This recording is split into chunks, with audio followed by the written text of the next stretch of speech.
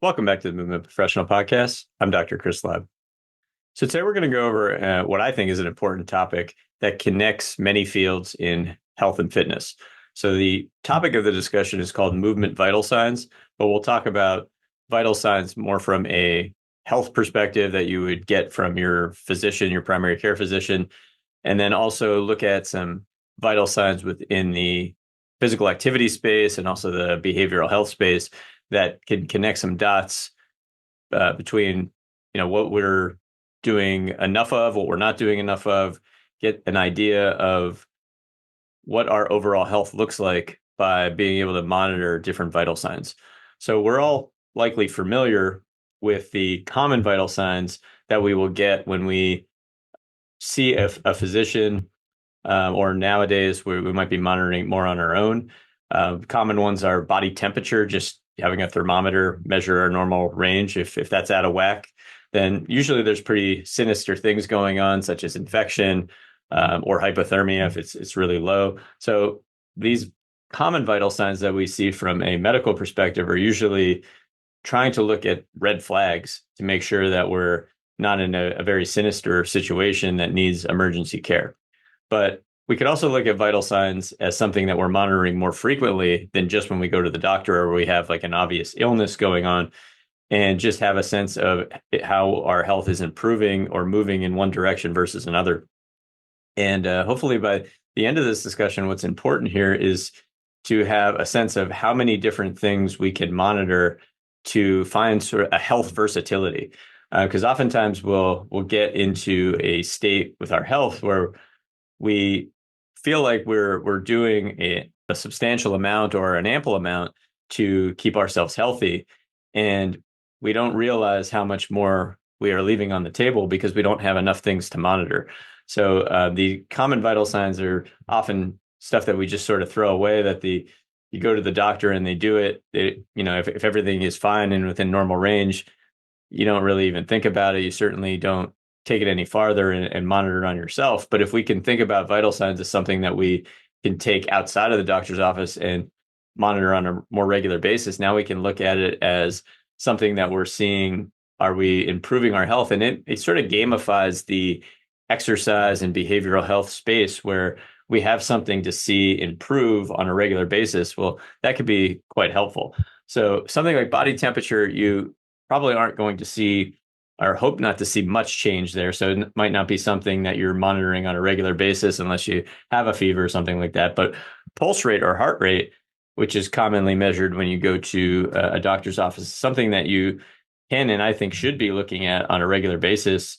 And it's pretty easy to monitor nowadays just by wearing some type of tracker. It could be a Fitbit, it could be an Apple Watch. It'll take a decently accurate heart rate for you, and it could be a resting heart rate, but it could also be heart rate that you see while you're doing certain things. And typically, if you're training and you're active and you know what your resting heart rate is, and you're seeing that go down with training, that you're doing something very positive for your health, and there's plenty of evidence that supports that. But if it's abnormal, definitely be an emergency for heart issues or other illnesses. Respiratory rate's another one that's looked at as a vital sign. Normal range is about 12 to 20 breaths per minute for adults at rest. That's a big range. A lot of these common vital signs are very big ranges because we're not looking at trying to optimize or see improvement with anything. We're just looking at the range as something, and we have to be concerned if it's outside of that range.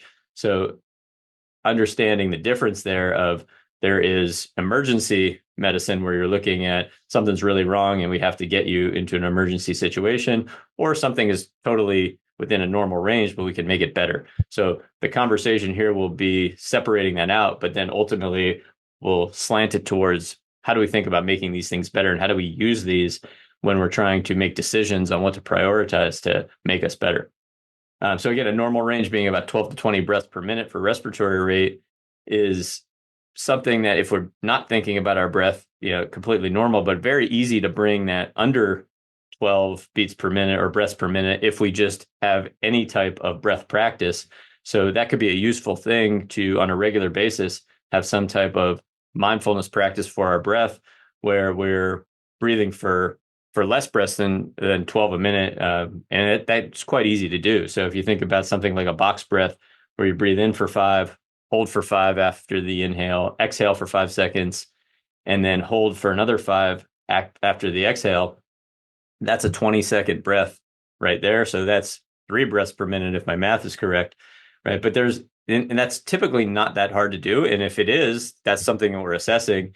And if we can make that easier, then that could be a practice for 5 minutes, 10 minutes. In that moment where you're practicing, you're bringing your respiratory rate down quite a bit. So typically higher is the thing that you want to be more cautious with. And when we're in a state of stress or when the body is not performing the way we want to, we're usually going to have a higher respiratory rate as opposed to one that's too low. If it's too low, we usually know something's going wrong there where we're losing blood or something like that, but that's usually not an issue that you see, especially if we're looking at trying to improve it. We're going to tend to improve it by bringing the respiratory rate down.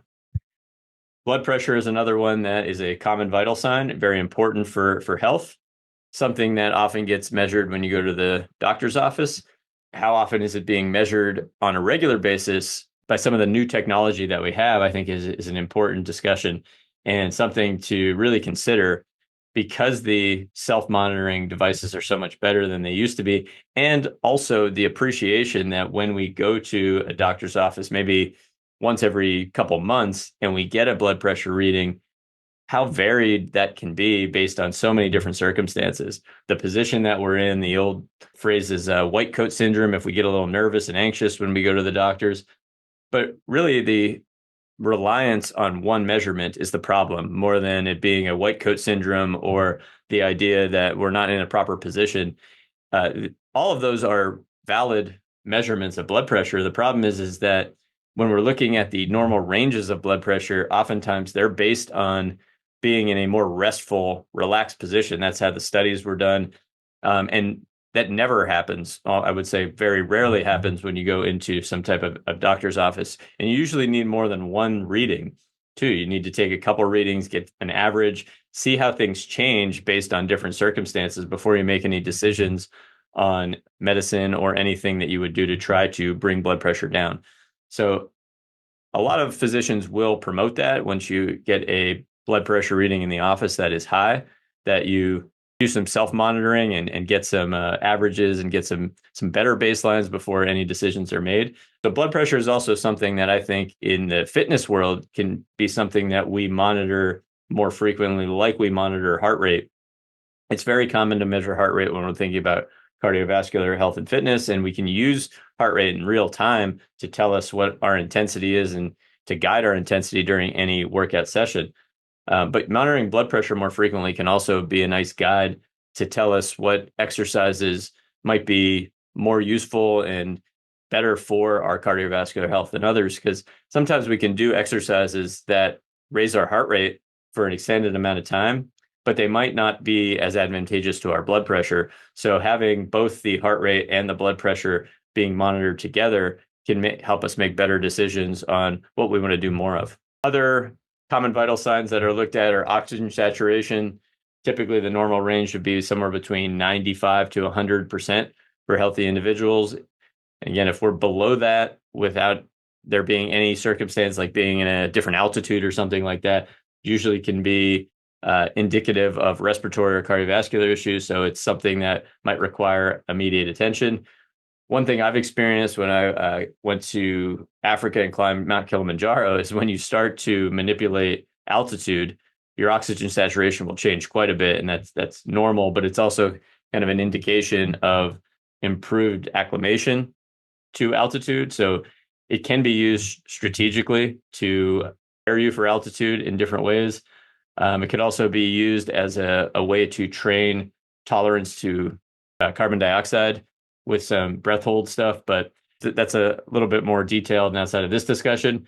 But typically it's something that will be monitored as a vital sign that will just go with your pulse rate, and just to see if there's anything that, again, is an emergency situation. Normally you'll see it around 98, 97, 98 to 100 if you're in a normal altitude for yourself and you don't have any issues going on.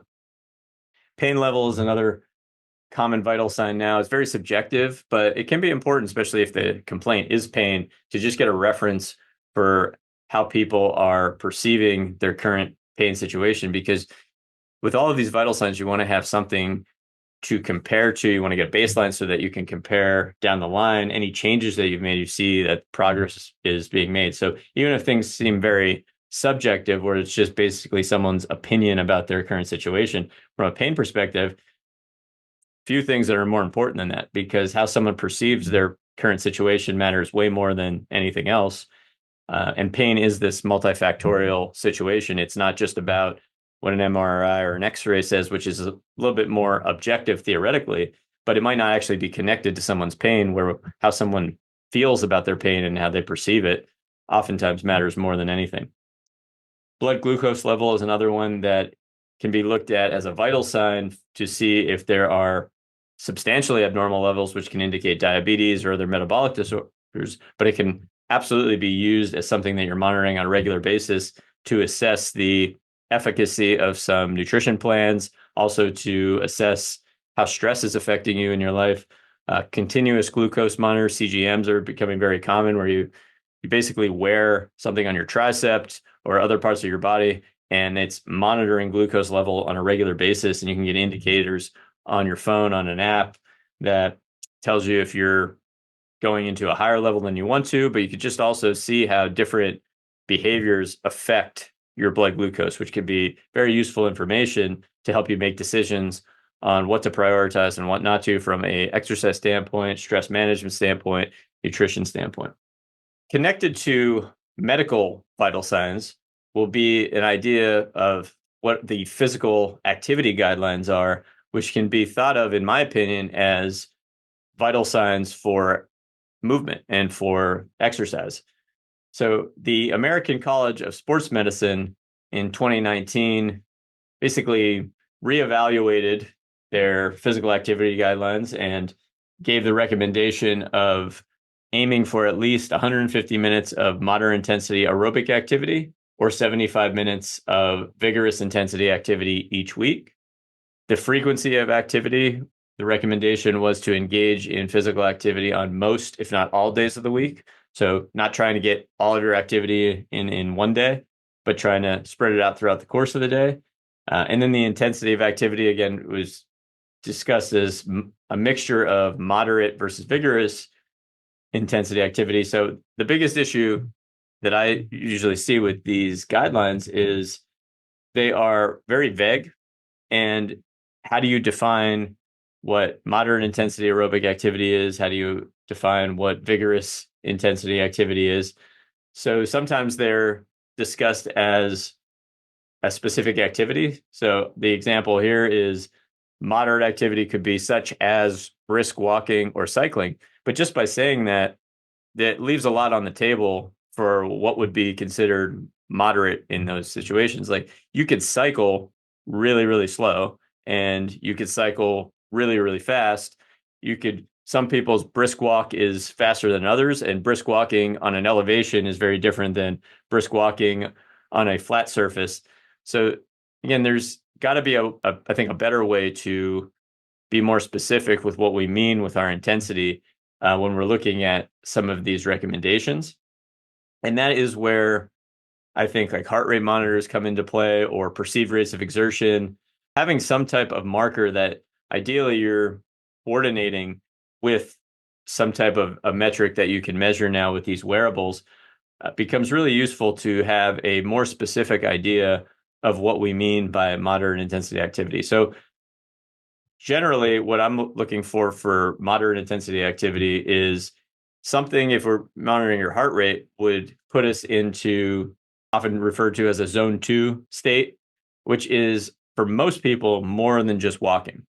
And again, brisk walking is a really vague definition. So even for those that are brisk walking, it might not be getting their heart rate where they want it to have the optimal aerobic benefit. Another thing we can look at is our respiratory rate, or the ease of respiration while we're doing different activities. So moderate intensity activity could be thought of as something where you don't have to breathe out of your mouth, but if you were to talk, it would be noticeable that you were exercising. So if you are going on a walk and you're having a pretty relaxed conversation with the person you're walking with the whole time, that's a valuable thing for health, but it's not the same thing as moderate intensity activity. And it's not going to fit into this 150 minutes per week. And that's a lot of time typically. And I think one of the things I see when I'm trying to bring some of these things up to clients is that they do a lot of walking and they have lumped in all the walking that they do into the aerobic activity they're getting, and they think they're getting more than enough. And we have to sort of look at some of these guidelines. Like, they come from somewhere. They're actually part of the scientific process of looking at what makes people have better outcomes from a longevity perspective. And typically the intensity does matter. So we see, if this even feels like a lot for somebody, we don't have to jump into that right away, but just having this idea that there's a lot more you can do and you may need to do to optimize your health outcomes. And even more so is when you have some chronic conditions that are showing up, like pain, like some mental health stuff, that are very linked to exercise being something that tends to improve these outcomes. Knowing how much more can I get out of myself from an exercise standpoint, not saying, oh, I'm already doing that, I've already checked that box from an exercise standpoint. Well, if you're not even hitting the basic guidelines that are set out there, then you haven't really checked that box. It doesn't mean it's a quick process to get there, but you still want to prioritize that. And there's, beyond these guidelines, there's still more that you can do. But having an idea of all of these vital signs and these guidelines gives us certainly a framework of what we could do more of to help ourselves when we're starting to run up against some chronic conditions. All right, so getting some sense of what moderate intensity exercise means. So again, having a activity that you don't need to breathe out of your mouth, but it's harder to have a clean conversation. Could be moderate intensity activity. If you're wearing a heart rate monitor, it can be somewhere between 60 to 70% of a max heart rate. Or if you can think of it as like 130 to 150 is a nice range for beats per minute. That's going to vary depending on the individual. So you want to go through a process of monitoring yourself and starting to maybe connect a heart rate to the perceived rate of exertion, which is also connected to that respiratory indication that I was mentioning of being able to breathe nasally, but it might be a difficult conversation. Where vigorous activity, you probably can't breathe only through your nose anymore, or it's not that vigorous. If you were trying to talk, it would be very noticeable that you were struggling to talk. And you should definitely get yourself to a point where you're sweating and you're perspiring, probably with the moderate intensity, if not definitely with the moderate intensity activity, but definitely with the vigorous intensity. So using a heart rate monitor, having a talk test and a spectrum of how the talk test fits within the moderate to vigorous continuum there, and having this idea of, am I sweating? Because if you're not sweating with your aerobic activity, you're probably not getting into that moderate intensity zone.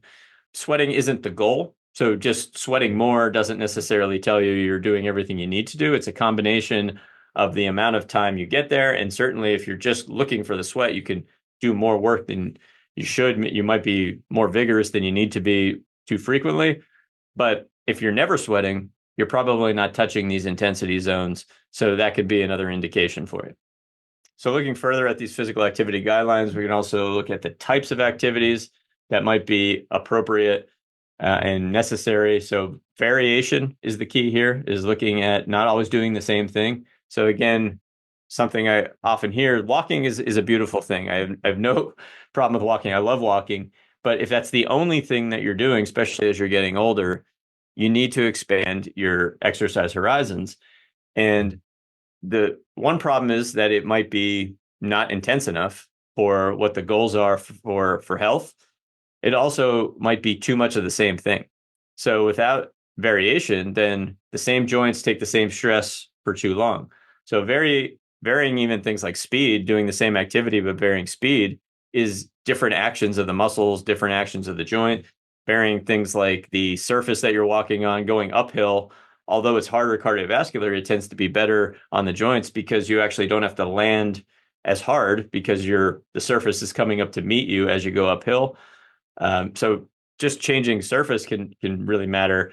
But looking at things like walking versus running versus swimming versus cycling versus an elliptical, all these different tools now you can get when you go to a gym. My recommendation for most people is to vary as much as you possibly can and appreciate the things that you like and find easier to do. And you could do those a little bit more, but don't fall in love with the same activity, or there's going to be problems over time. Muscle strengthening is something that is actually outside of those guidelines of 150 minutes of aerobic activity, 75 minutes vigorous aerobic activity. So that's another piece where it might be 2 to 3 times a week where you're just looking at strength training and building muscles, which is a very, very different process than what we're talking about with getting all those minutes of aerobic activity. So strength training, I've done many podcasts on this, but one of the things that you have to make sure that you're doing when you're strength training is you're actually progressively doing harder things. And generally that means that you're doing heavier weights over time. You're not just doing weights, period, and just doing more reps of an easy weight over time, but you're actually looking to get your body to be more tolerant to heavier loads over time, because that helps you produce more force in your muscles over time. So that's another common thing I see, is that someone is using weights, but they've been using very light weights and adding reps or doing 20, 30 reps for a long period of time. And they're checking that box as your strength training, which would not really fit into that strength training categorization. And it's almost a little bit more of the same from what you're doing with the aerobic standpoint, where you're just building a little bit more muscle endurance, where we really want to have that versatility of kind of polarizing the idea of strength training as a very different thing. So we want to be able to gradually do more weight over time. You don't have to start with something that is even too hard, but the idea of keeping the reps a little bit lower and allowing yourself time to build weight, to build challenge in the exercise that you're doing, that's going to be the thing that carries over the most to health as you go forward and checks this box for physical activity more than others. Flexibility and balance is another thing you can look at. So oftentimes that's, again, discussed really broadly as just the activities you choose to do, such as yoga and Tai Chi. But if you've ever done any of those processes, they're very process oriented. So you could do a yoga class and get something very different than the person next to you gets. And Tai Chi is the same thing. So it really is about building a practice with yoga or Tai Chi, or having some action or movement practice that feels like it really challenges flexibility or balance. You want to have a plan to look at all of these things within physical activity, and it takes some time. So that's where there's the importance of really respecting what movement professionals do and how much they can help you in that process. If you are told that you need to exercise to help with some type of chronic condition, and the first thing that comes to mind is, I already am, or I'm already doing that, or I know what to do, I'm just not doing it, you're probably incorrect there, because it is more complex than you think. But at the same time, the way that you want to think about a movement professional is not somebody who you have to rely on, but somebody that can help teach you, can educate you. Because ultimately, it's important for all of us to have more information and more education about how to help ourselves. And we don't want to always rely on somebody else, but hopefully the person that has spent a lot of time and money going to school to learn about some of these things will have knowledge that they can pass to you over time, and they'll maybe have a little bit of a knowledge gap to them. But the goal, in my opinion, is I want my clients to know as much as I know over time. Now, I have a little bit of a head start, hopefully, because I've gone to school for it. But my goal is to be a teacher more than a motivator, or more than somebody who they just come in because they don't want to pay attention. They don't want to learn anything. They just want someone to tell them what to do. The prognosis is much worse for that. So really getting engaged in the idea of health and fitness, it'll really bode well for you over time. And understanding how many things are involved in physical activity guidelines just to get you into a place where your health is optimized. There's a lot to know. So it's useful to find someone that you trust that you can consult with. All right. The other thing I'll say about flexibility specifically is oftentimes that gets thought of as stretching, or that you're doing something where you're stretching your muscles. If you think about it as the different movements that you do from a strength training perspective, from a aerobic perspective, they have positions that you have to get into and attain while you're flowing through those movements, or while you're moving weight in those movements. So one of the ways to look at mobility that can connect a lot of dots is, as you're doing strength training, you may want to challenge movements that ask for more range of motion. And as you do that gradually over time in a way that you feel safer with, that will be improving flexibility or mobility in a way that stretching won't be able to touch, right? So I think stretching is a little bit overrated when we look at what it's doing for flexibility. And even just the way that we define terms is, what we need from a flexibility standpoint is just the ability to get into positions that are meaningful in our life. So when we start to challenge different positions, like just getting up and down off the ground, you'll see a strategy that comes naturally. And then if we can give more options for that strategy, well, that oftentimes asks us to do things that look like flexibility, but it rarely looks like stretching in isolation. It has to be connected to the position that's actually meaningful. If I stretch my hamstring in isolation, it may connect very little to something that is meaningful in my life, like getting up and down off the ground or sitting in a lower seat. So we want to really pinpoint what are the things that we actually feel restricted with, not what muscle can I stretch and what can I just have a stretching routine. There's a lot of people that I work with that have stretching routines, but they're changing very little about their functional mobility because they haven't connected those dots there. And then the last physical activity guideline to discuss is just that of an active lifestyle, which is very much the same as the idea of non-exercise activity, which I've talked about in other podcasts. So just trying to get more daily movement, or in situations where you would otherwise be still, right? So being able to move more when you would be sitting for too long, taking the stairs instead of elevators, walking when you can walk for short trips instead of driving, things like that. Just keeping this idea that it's important to move throughout the course of the day. And that is actually separate from purposeful exercise. All right. So both are important, but if you exercise 2 hours a day purposely and you are sedentary the rest of the day, there's still problems with that from a health perspective.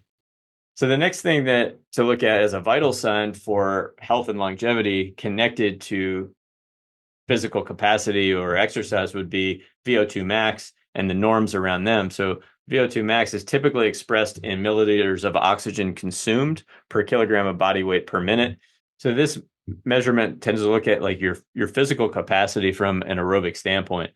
And higher VO2 max levels are associated with increased longevity and greater cardiovascular fitness. And generally, greater cardiovascular fitness improves overall health and reduces the risk of chronic diseases, enhances functional capacity throughout your lifespan. So general population norms, which you can look at, I'm going to put the whole slideshow here in the show notes, and you'll be able to see some of these norms. But it's the key here is just to make some of these numbers important to you. It's so easy to look these up online. You do not have to use this presentation to look these up. It's very easy to find these norms online, but just making it something that you want to look at. And at the end of the presentation, I'm going to give some resources for different apps that can help you estimate some of these things. So you don't have to pay as much money or go to a special lab to get some of these things measured. But VO2 max is often measured most accurately in a lab. And then there's different norms for different age groups. So for instance, ages 20 to 29 for men, you're looking at 42 to 49 milliliters per kilogram per minute. Where somebody who's 70 plus, it'll be more like 25 to 30 milliliters per kilogram per minute. So there are these different norms that are based on gender and based on age. Once you get your measurement, you can see where you line up or where you measure up. And that's going to be important because typically this is one of the most robust numbers for longevity you can have. So if you stay high and within a good range, but also maybe higher towards the range or even above what the normal range is, you're likely going to be in pretty good shape as you get older. Another thing to consider as a vital sign that's connected to behavior, connected to movement, would be body mass index norms. And then we'll contrast this to body fat percentage norms. But the body mass index, or the BMI, is basically just looking at the height versus weight and putting that into a different classification. And these classifications are studied, and there definitely tends to be some associations to where you are and like what would be considered a normal weight versus underweight versus overweight and versus obesity. So there is underweight, which would be a BMI of under 18.5. Normal weight, big range, but it's between 18.5 and 24.9. Overweight would be over 25 and between 25 and 29.9. Over 30, you start to get into obesity class 1. If you're over 35, it's obesity class 2. And if you're over 40, it's obesity class 3. And so this is looked at by the World Health Organization. It's been looked at for years. There's certainly limitations to the BMI because it doesn't take into account things like muscle mass and even other cultural factors.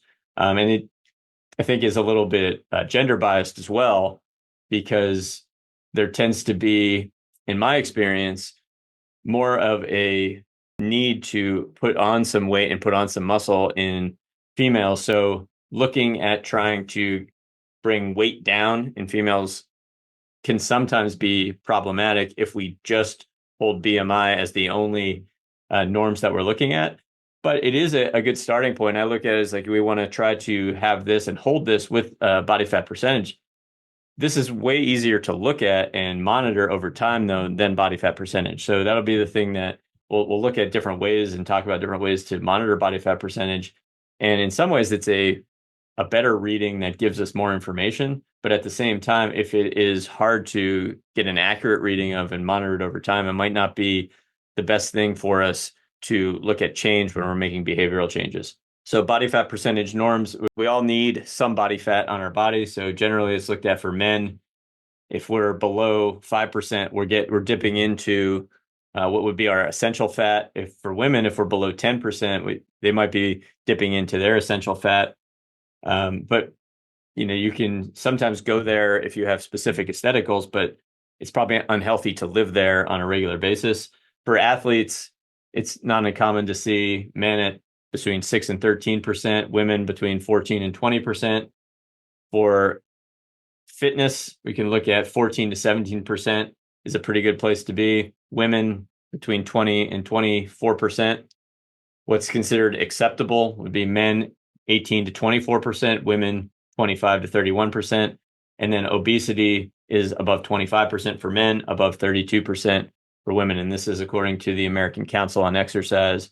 And this is back in 2009. So some of the stuff may have been updated, but generally these are some of the norms around body fat percentage. And again, just want to reiterate, like, we're looking at these norms as not something that we always want to be comparing ourselves to others, but we want to get a sense of when we are asked to make changes from an exercise standpoint, a nutrition standpoint, a sleep standpoint, anything that our health is struggling, and a doctor or a therapist or a trainer might give us some information about broadly improving some of these behaviors.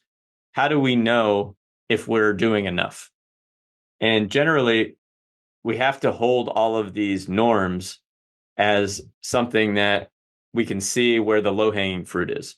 So if our body fat percentage is right on the border, if our BMI is right on the border, well, maybe that's not the biggest thing to focus on. Where if our blood pressure is really high, then maybe we want to do some things that are more beneficial for that. If our sleep is terrible, well, maybe we want to do some things that are more beneficial for that. So we're holding all of these norms and these vital signs as broadly. We're looking at them from afar, and we're taking them all together. We don't want to get too tied down with any one of them. And especially when it comes to BMI and body fat percentage, it's very common to have some tie into feeling shame about your weight or your aesthetics, where hopefully we can kind of get past that and just look at it as a number that is studied, and there are limitations to it, but it's just one number connected to many other numbers in health, and it's important. So just as any other vital sign is, and we just have to hold it with some other things. So one of the things I see anecdotally, and I've observed even in myself, is like when I was younger, I sort of poo-pooed the idea of the BMI because I thought of it as it didn't take into account muscle mass enough.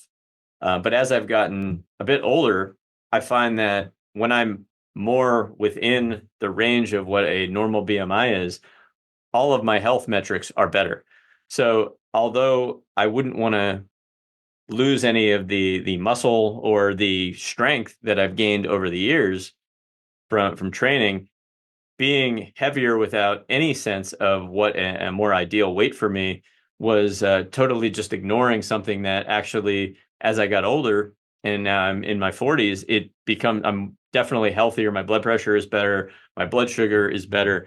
If I am a lighter weight, which actually puts me into the range of BMI where when I was in college, I didn't feel overweight at all, but I was outside of the norm of BMI. And, I certainly wasn't as mindful of as many health metrics when I was younger as I am now. So taking in all of these health vital signs and looking at more of them can help you make better decisions on maybe what an ideal weight is for you, as opposed to just taking someone's word for it or just assuming that, that this BMI doesn't know what it's not taking into account how jacked I am and how strong I am. So we want to hold everything together. And then I think there's different ways. We'll talk about strength standards to look at, maybe what an ideal weight is, but how do we know if we're losing strength when we start to lose weight, and making sure that we have some metrics and some standards for that.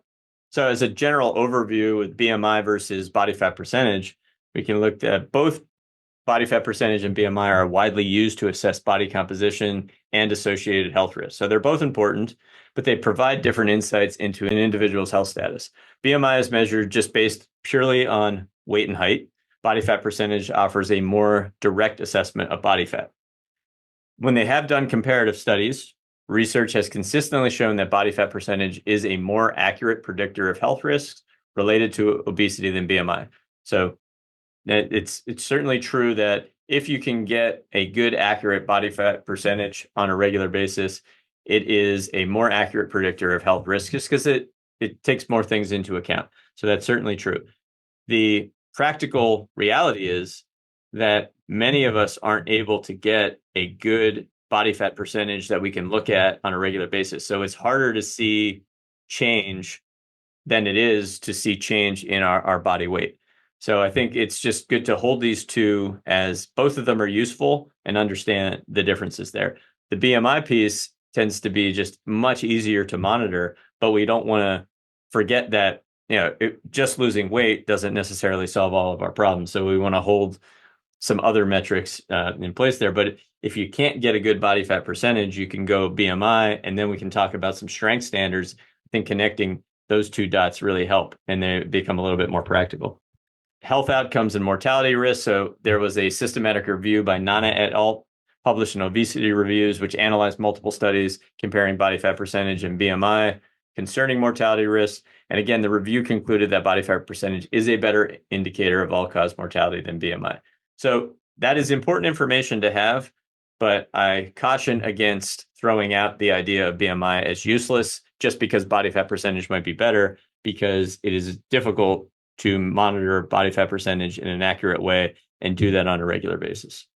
So speaking of that, different body fat percentage measurement methods, just to have a sense of it, would be something like a DEXA scan, which is often commonly used for bone density.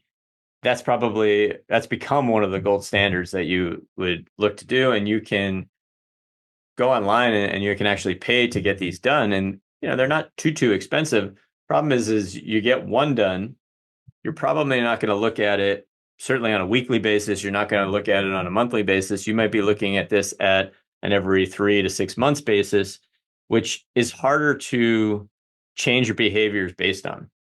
And, I think one of the values of monitoring different vital signs is the ones that are quicker to change and have more of a direct effect on your behavior. They'll give you more feedback for what direction to go.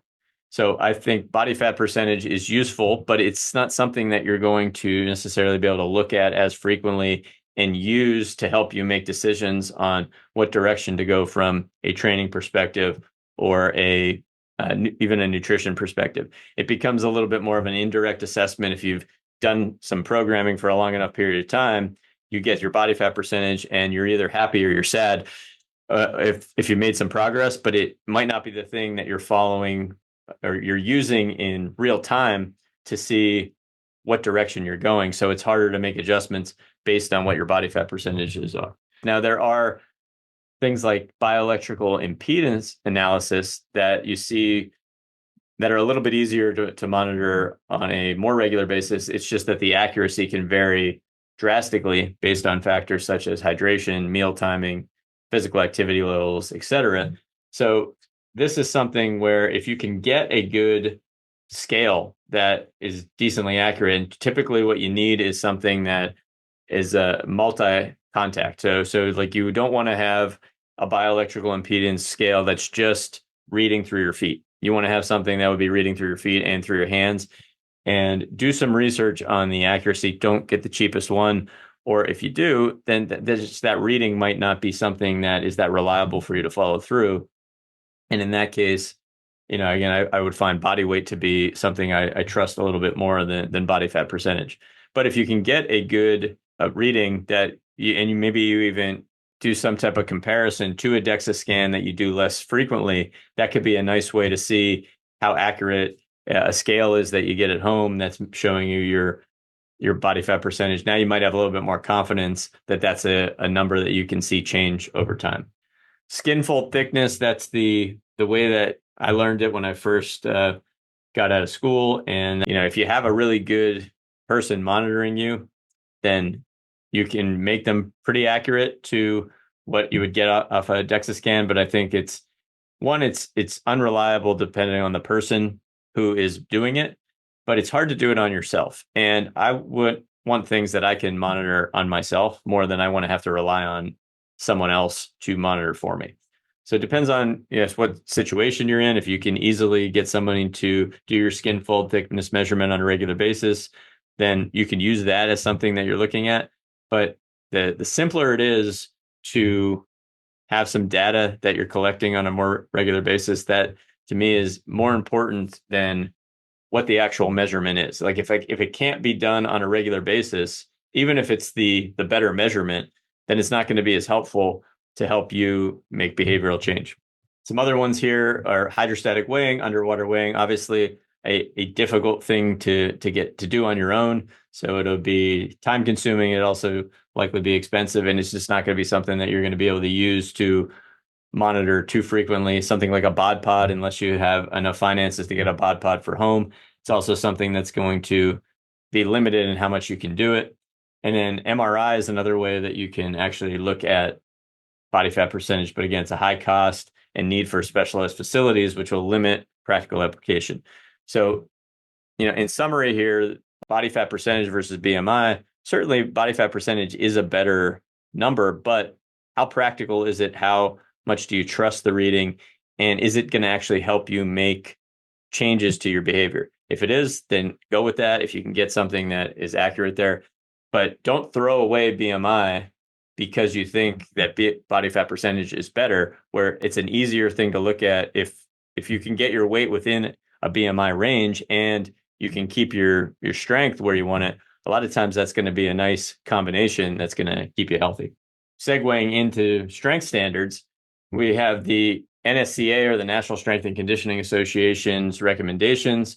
So the three movements that are some of the best standards for strength would be the powerlifting movements, the bench press, the squat, and the deadlift. And it's defined here as a multiple of one's body weight, which I think is very important when we're looking at how much somebody weighs versus how strong they are. Is if you weigh more, typically you should be able to lift more weight. So having a sense of some type of strength standard that's connected to someone's body weight can make the BMI more effective for you.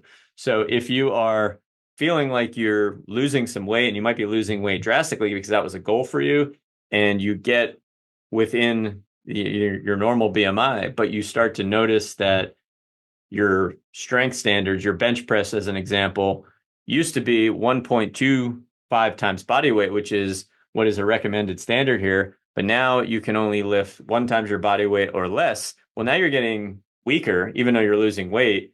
And that could be something to consider that, all right, maybe you're losing weight too quickly. You have to change something from a nutritional standpoint. We have to increase strength training. Maybe that weight's not good for you. Maybe you want to be a little bit heavier. So here's some of the ways that I think you can look at where BMI fits within function and health. Is ultimately the most practical thing that you don't want to lose if you lose weight is strength. So and there's a lot of people that I'm seeing now that are taking these weight loss drugs, which are very effective. And one of the things I just try to educate them on, and I'm trying to do with them while they're in their sessions, is make sure we have some metrics that we're seeing. Are you losing your ability to lift weights that you used to be able to use? And are we fitting it within a similar body fat percentage of what it was before? And I can tell you, for most of my clients, they're better. Their body fat percentage, how much they can lift relative to their body fat, is better than it was because they lost some weight. So in their case, just looking at the fact that they've lost weight, their BMI is improving. We haven't gotten any specific readings on body fat percentage because it's a harder thing to measure. But just knowing that their body weight's come down, their height hasn't changed, so that means their BMI is coming down. But because we're in the gym and we're looking at weights lifted on a regular basis, we can really see if there is a detriment. And again, in my experience, only the actual weights lifted have just gone up because it's easier to move around at a lighter weight and people feel healthier. But this is something that I would definitely make a vital sign, where it's just like you have to have some type of understanding of what a norm is for how much weight you should lift. And there's all different exercises for this. So the NSCA standard here, I'm just showing the powerlifting ones. But if you're not comfortable doing a bench press, a back squat, or a deadlift, then there's all types of strength standards. And I reference that later as some calculators that you can look at. And it really just compares what people from similar demographics, similar ages, same gender, what they lift as a whole, across the country and across this major database. And you just start to see like where you fit in. And that's important, because if you have no experience with weight training, the first weight you lift is going to feel heavy, but you realize that you actually might have a long way to go to just get into a norm of what's healthy. All right. So just to touch on some specifics here for the bench press, the standards for the NSCA are men about 1.25 times body weight, women about 0.75 times body weight. So that would be, if you're a 140-pound woman, you should be able to bench press about 105 pounds. If you're a 180-pound man, you should be able to lift 225 pounds. For the back squat, for men, it would be 1.5 times body weight. Women, it would be 1 time body weight. Deadlift should be at least 1.75 times body weight. Women, about 1.25 times body weight. So for a lot of my clients that are 50, 60 plus, and they're newer to strength training, my goal is to be able to get them to do 1 times body weight with like anything. So it could be a carry, it could be typically it's a deadlift, some type of lift from the ground. It does not have to be a barbell deadlift. I have kettlebells that go up to 106 pounds, and I have some smaller females that are about a little bit more than 100 pounds. So just getting them to lift that big kettlebell is usually a big achievement. But at first that seems so daunting to even think about that heaviest kettlebell, because there's no experience with weightlifting. So just having that idea that that's actually just a baseline that would be standard for health, just to appreciate that is a big deal to go there. And then we can go way beyond that. And that's something that takes a lot of time. And especially if you're new to it later in life, we certainly don't rush that process. But having no standard, you really will feel like you're doing enough really quickly. And there still might be so much left on the table, not just for some type of aesthetic idea or to become like a jock or to become like some type of identity as a fit person, but it's really just for the science of what helps people live longer and live more functional. So these standards are really to show you how much you may want to do from an exercise standpoint, how much you might be leaving on the table. Other strength standards, children and adolescents, Feigenbaum et al. In 2011 established norms for youth strength training, and it's described children aged 6 through 13 that can perform bodyweight exercises such as push-ups, squats, and lunges with appropriate form. So that's a nice goal for that age group. For adolescents that are more 14 to 18, we're looking to achieve about 50 to 70% of their body weight in a bench press and a squat. And again, we're focusing on the technique. So oftentimes it's referred to as to technical failure. So we're not just looking at like what you can do, period. It's looking at what you can do while maintaining some type of technique standard. And I recently just did a podcast on the idea of proper technique that doesn't really exist, but just having some standard that you're trying to identify what the movement is that you're looking for. Because if you have no standard for what the movement is that you're looking for, then it's hard to actually get any type of norms. So whatever the standard that is agreed upon, that it is looked at with any of these studies that develop these norms, that you want to know that, and you kind of want to try to stick to that, because some of, if you're doing it any old way, you may not actually be able to compare your number to what the science shows. Strength standards for older adults, Bassi et al. In 92 provided norms for the leg press. So the average for active older adults was approximately 70 to 90% of body weight. For hand grip strength, which we'll talk about more of, just generally grip strength, average norms are about 30 to 40 kilograms for men, 20 to 25 kilograms for women. But there are other demographics to take into account. So nowadays, what I would recommend, and I'm going to have a whole slide on resources that you can look up online. There are calculators that you could put your information in, your age, your gender, your height, your weight, and they will show you the norms as opposed to trying to memorize them from this discussion, but they will show you where you fit within the norms. And just getting really acquainted with some of these numbers and having some way of monitoring on a regular basis, it, in my experience, makes fitness more fun because it gives us something very specific to strive for. If anyone who's really into strength training or is a runner, some of their favorite days are the days where they're testing their max, they're testing their PR. So having some type of measurement where you're actually looking at, are you making progress? And I think the more we do that and the more numbers that are sensitive to change, the better, because we can really have some idea of if what we just did last week or what we even did within one night of sleep, how does that affect some of these things that we're monitoring? The more things it'll really give us motivation to keep looking at them, and that really moves the needle forward.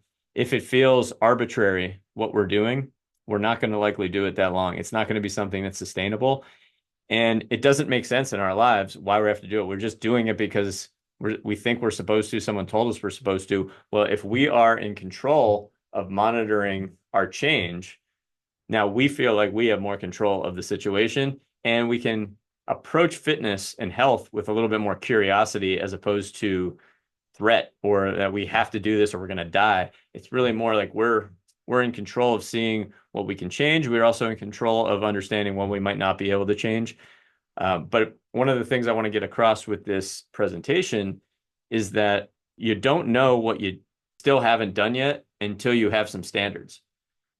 So you can't say that you've done everything you can from an exercise standpoint and that exercise doesn't work for you. You can't say that your sleep is as good as it can be when you have no standard for what that even means, or you're not monitoring it all.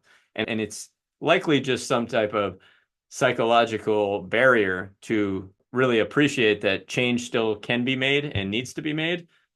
But if you have some standards, it really helps, I think, to sometimes take judgment out of it and just makes it a little bit more black and white. It's like, I have a choice here. I can try to get closer to these numbers. If not, maybe I need to fill in some gaps with medicine, but there's a lot more that I can do if I choose to prioritize that. And there is going to be for anybody. And even for those that are really in the fitness space, there is a lot of specialization and niches that sort of get developed in the fitness space where one is very strong, maybe very flexible, very good at certain things, but not monitoring other things in their life, and they kind of double down on what their strengths are and are ignoring some of their weaknesses. And from the outside, they look as healthy as can be, but there's no really such thing as being like perfectly healthy, where it's just really monitoring all the things that we have now developed in science that seem to be important and are connected to our longevity and our mortality, and having all of those numbers and holding them as important and seeing what we can do to maybe change them, and appreciating what, we might need modern medicine to help us with. But the monitoring is so key. And if we only rely on our healthcare system to do the monitoring for us, we are going to be upset with our healthcare system. We're going to find a lot of flaws there. So becoming a more informed consumer of health starts with appreciating what we can monitor ourselves and different standards we can give ourselves. Let's talk about some grip strength standards here. So grip strength shows up in almost every piece of research that looks at longevity and movement. And it just likely is one of these foundations of strength. When we look at and appreciate what strength is, ultimately it's about producing more force in the body. So grip strength is a really good way to look at that, because when you do a grip strength test, you realize it's not just about the hand at all. So that the higher the number, the more you're using more of your whole body. And it tends to get connected to some of these heavier feats. So if you have a good deadlift, you likely have good grip strength, especially if you're not relying on wraps or something that take the grip out of it. But in order to be able to stay connected to the thing that you're lifting, your grip is important there. So grip strength is very foundational when it comes to strength, and it can be something that's easier to assess than, say, a deadlift or a back squat. There's plenty of normative data around it. So the normative values in this study by Studensky et al. In 2011 basically looked at grip strength measurements and interpreted them using normative values established for different populations. And they found that the normative data suggests that lower grip strength is associated with increased risk of falls and functional decline. So just getting a grip strength tester and knowing what your grip strength is and comparing it to others in your demographic, an easy thing to do. So you could be looking at it on a regular basis. One of the easiest things to look at when it comes to a strength standpoint. Cutoff values that were looked at were for men, grip strength less than about 30 kilograms or 66 pounds indicated weakness. Women less than 18 kilograms or 40 pounds indicated weakness. Now, again, we can get more specific here by looking at some of these calculators that take into account how much we weigh, what our age is, and then there'll be even more specific normative data for that, which I will talk about later when we look at some of the resources that we can use online. Some leg press standards that I think are quite useful, especially if you're not comfortable with some of the powerlifting movements that are often used to find strength standards, have been also considered. So a research conducted by Bassi et al. In 1992, so this is old research, but it just gives you some standard to look at. It examined leg strength in older adults, establishing baseline measurements that contributed to understanding functional leg strength in that demographic. So isometric strength measurements for the leg press, the average values for older adults were approximately 70 to 90% of body weight. I like these percent body weight measurements as standards because, again, they start to take into account the idea of maybe losing a little bit of weight, or if we maybe should be outside of the norms of what the BMI are, that maybe being within BMI is too light because we're losing too much muscle or we're losing too much strength. Well, now we have some type of indication. Is that true? As we're losing weight, are we getting a lower percentage of a body weight that we can lift? Again, in my experience, isn't the case that often, but it certainly can be. And I think it's going to be something that's more and more relevant as people are losing weight quickly with some of these very effective weight loss drugs.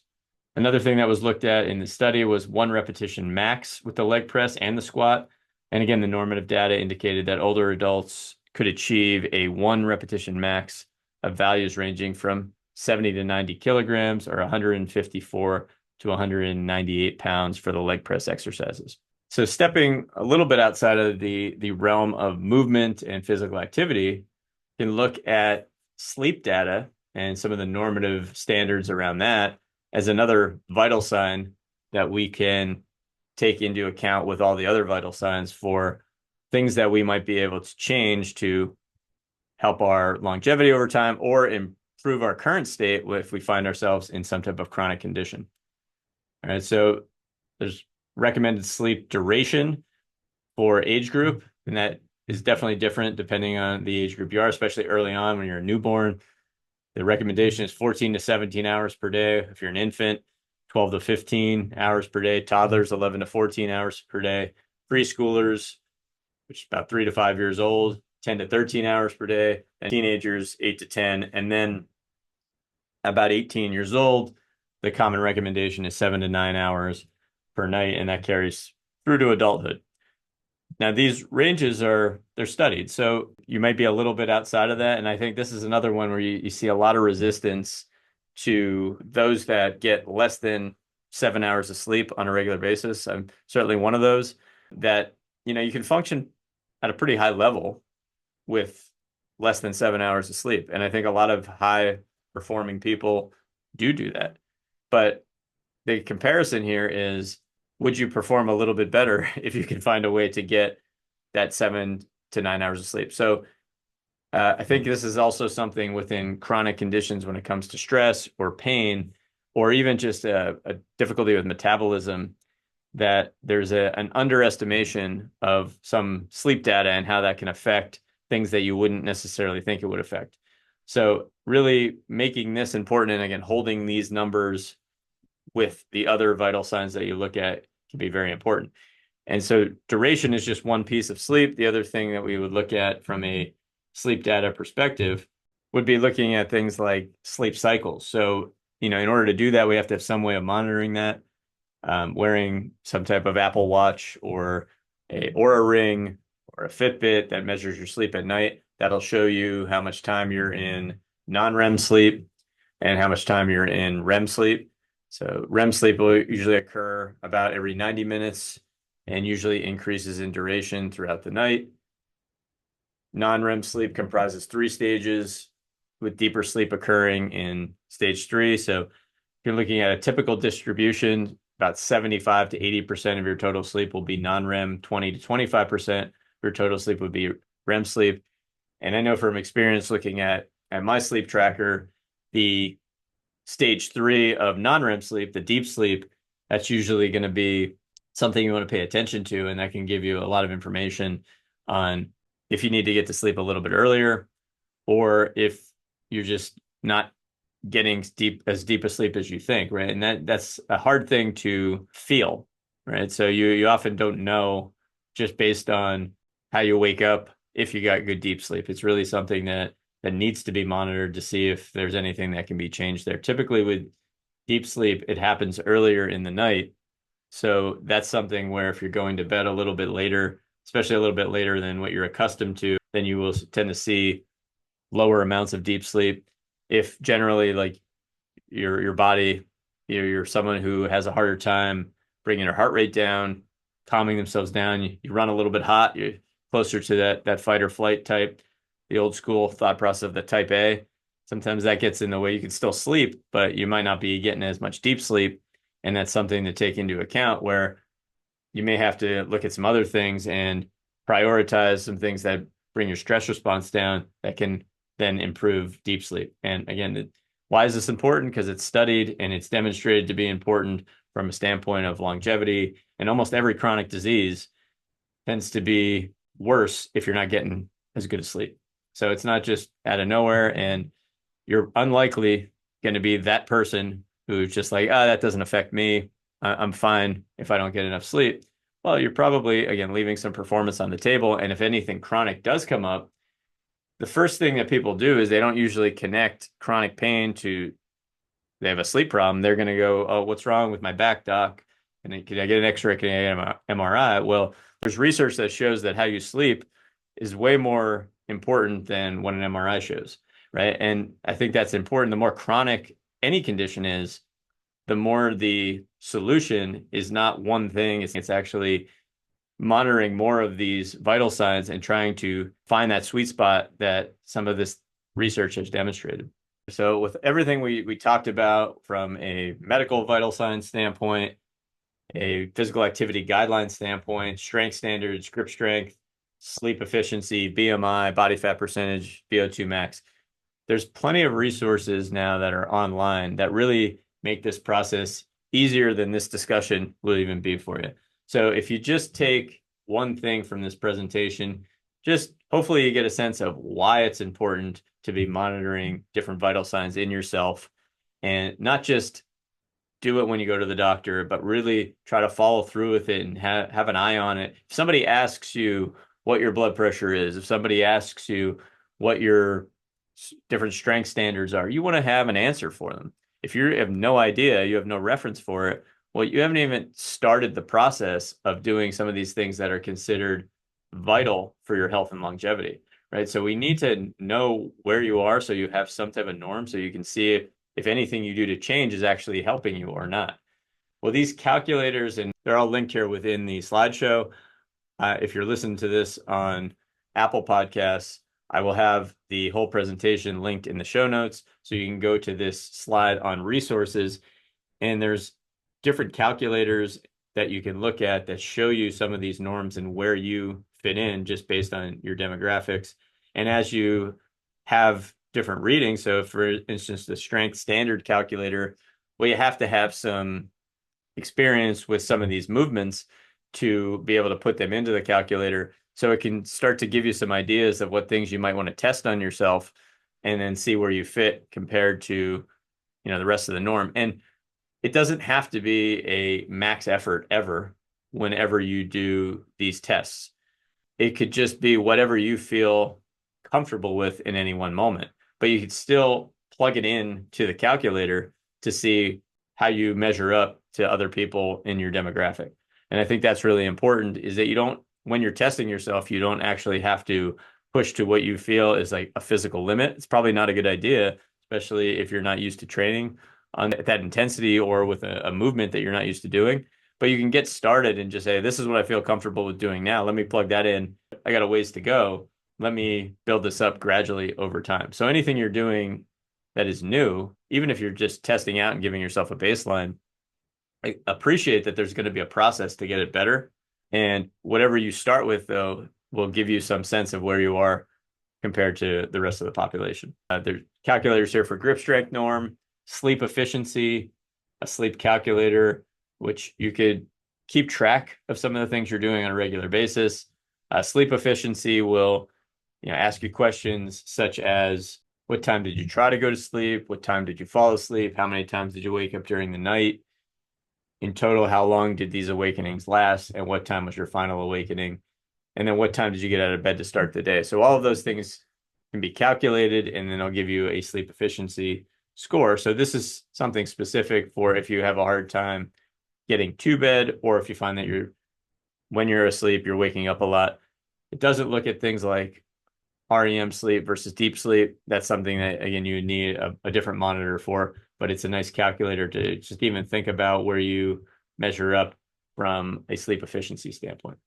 So in summary, the importance of vital signs and physical activity sleep guidelines is that understanding how you measure up indicates what you need to prioritize. And I think that is probably one of the most important things to get from this discussion. Is it's really hard to know what you need to do when it comes to exercise. And oftentimes the advice that you get from a healthcare practitioner is so broad that it's not useful. It's just, you need to exercise more. That doesn't mean anything. And as soon as you start exercising a little bit, you've already improved your health. But the problem is you get caught in a routine and you don't have this idea of what you actually still need to get better, because you have no standards for what would be considered a norm or what would be considered healthy. So the advice becomes just exercise more, but there's no reference for, one, what type of exercise would be most useful for me at this time, and how far away am I from what is considered normal or healthy. So we need to have those understandings. We need to have vital signs and activity guidelines sleep guidelines to know how far off we are and how much work do we have to do to get to what is more optimal. The expression that comes to mind here when we're looking at this is you can't manage what you don't measure. And I think that is, just a nice mantra to look at from a healthcare perspective, because we'll get so much information that comes at us about what we should do and what we should change, but we're not measuring anything to see if the changes are actually that helpful. We're going to go based on more of a general feeling that, oh, today I feel a little bit better because I made that change, so it must be very useful. But the more pieces of advice that you get and the more changes you try to make, if you don't have objective numbers that you're looking at to see change, it can become very overwhelming to know what's helpful and what's not if you just go based on how you're feeling moment by moment, because the subjective feeling of how tired you are, how much energy you have, that's going to come and go, and that's going to fluctuate throughout the course of any day. And that's a very normal thing. So trying to use that as a guide for how healthy you are is usually not very accurate. Very similar to you can't manage what you don't measure would be you don't know what you need to manage unless you measure it. So there's a lot of things to manage within our health, and having an awareness of where we measure up to the rest of the population will give us a sense of, okay, some of these things I'm pretty good with just what I'm doing right now. I don't have to change much there, but some other things I'm really lagging behind, so I have to put more work into those, and I'm going to have to take my time, but go through a process of gradually building that up if I want to stay as healthy as possible. So health is a complex journey. So monitoring vital signs, physical activity, and sleep standards, it provides us with a roadmap to individualize our particular process. And I think that's another thing that I find very useful. And, if I think about in the last decade or so of how I've changed my outlook towards my own health and towards being a practitioner of health, it is trying to make it more important to monitor more things as opposed to just giving broad advice that might be in a textbook or something like that, is to actually get people to know what their baselines are, because it individualizes their process. And it also makes the process of giving advice less judgmental. There's no need to tell someone that what they're doing is good or bad. It's just, let's look at some numbers. Let's monitor where you're at. Can we move it forward or not? And then we can actually have the discussion of, like, what are you willing to do to make these changes? But we have to know what the baselines are in order to know what changes to make. And then we can lay it all out there. It's like, this is, from my perspective, what you would need to do, and this is how long it's going to take. Is that something that you're willing to do? If not, then we might have to find some other interventions that fill in those gaps. Although these strength standards, these physical activity standards are well studied, most people aren't hitting them. So that can become pretty alarming, because if we just compare ourselves to the people that are around us, we'll feel like what we're being asked to do from a physical activity standard is extreme in many ways, because so many people around us are also not hitting these physical activity guidelines. But the guidelines are based on studies that show what helps people live longer and higher quality lives. So there's a big jump for a lot of people when they start to see this, but at least you have some information in front of you and you appreciate that, okay, like this is a process I'm willing to undertake. It's going to take a while. The most important thing is consistency, but consistency moving towards some of these numbers. And it really does help the process, I think, become more enjoyable, because we have a more specific goal. It's not as random and it doesn't feel as boring because we're moving towards something. And then the last piece of information, I alluded to this earlier, is this idea of health specialization versus health versatility. So when we're looking at longevity and health in the long run, oftentimes the idea of versatility is more useful than something where we're really specializing and trying to get really good at one thing. And when we have vital signs, or we have markers or standards that we're looking at, and we have it from different perspectives, we can get a better sense of what it feels like to be versatile from a healthcare perspective. It's really easy to know what we do well, but it's really hard to look at what we might naturally not do well. And a lot of this might have to do with genetics. But as we monitor more things with, especially with vital signs, we might see that no matter how I take care of my nutrition, no matter how I take care of my exercise, I just might be someone who's running a little bit high with cholesterol. I might be someone who's running a little bit high with blood pressure.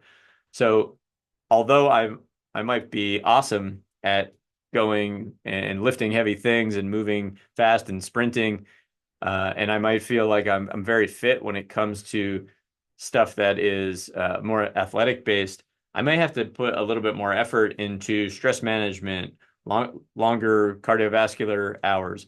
I may have to really do some things that help improve my sleep. And all of these things together may not be connected. You can look from the outside and say, well, I'm playing basketball, I'm doing CrossFit, I'm doing jujitsu, so I'm fit. But you're not aware of all the things that you're missing. And you might actually be making some things worse by getting better at other things. So this idea of trying to look at stuff from a versatility perspective as opposed to a specialization perspective, or getting better at the things that you're already good at perspective, and just trying to double down on what you're comfortable with, having more things to monitor really helps you manage that and shows you what weaknesses to train so that you can improve that versatility over time, because it will become the weaknesses that bite you as you get older and older. The things that you aren't comfortable doing will become harder and harder to do as you get older. So hopefully that was useful. Again, if you have any questions, you can find me at movementprofessional.com. You can find me on Facebook, facebook.com/movementprofessional. On Instagram, I'm at movementprof. And on my website, I just created a longevity-based training subscription service, which takes the information from my first book, Longevity Through Movement, and puts it in a very digestible format for people who want to just train in a way that is versatile, like we talked about here, and helps you prioritize movements that will direct you towards a longer, healthier life without having to make as many decisions or do as many things to get there. I'll see you next time.